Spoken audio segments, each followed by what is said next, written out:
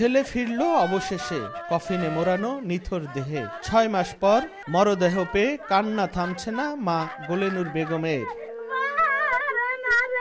শনিবার সকালে ঢাকা থেকে শহীদ হাসানের মরদেহ আনা হয় গ্রামের বাড়ি ভোলা সদর উপজেলার কাচিয়া ইউনিয়নের শাহমাদারে। শোকের আহাজারিতে ভারী হয়ে ওঠে চারপাশ। জুলাই গণ অভ্যুত্থানে স্বৈরাচারের বুলেট কেড়ে নেয় শ্রমিক হাসানের জীবন। ডিএনএ পরীক্ষার মাধ্যমে ৬ মাস পর শনাক্ত হয় মরদেহ। তার দ্বিতীয় জানাজা অনুষ্ঠিত হয় শাহমাদার হাই স্কুল মাঠে। এমন নৃশংস হত্যাকাণ্ডে জড়িতদের দৃষ্টান্তমূলক শাস্তি চান স্বজনরা।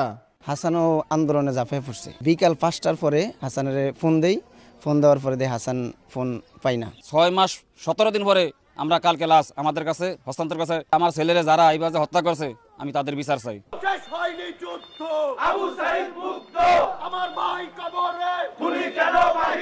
শহীদ হাসানের দাফন শেষে বিচার দাবিতে বিক্ষোভ করেছে বৈষম্য বিরোধী ছাত্র আন্দোলন।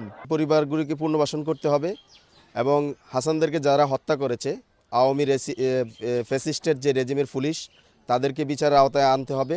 মনির গোলেনুর দম্পতির ৪ সন্তানের মধ্যে মোহাম্মদ হাসান ছিলেন দ্বিতীয় সন্তান। অভাবের সংসারে সচ্ছলতা ফেরাতে ৮ বছর আগে ঢাকার কাপ্তান বাজারে ইলেকট্রনিক্সের দোকানে চাকরি নেন তিনি। নাসির উদ্দিন লিটন, সময় সংবাদ, ভোলা।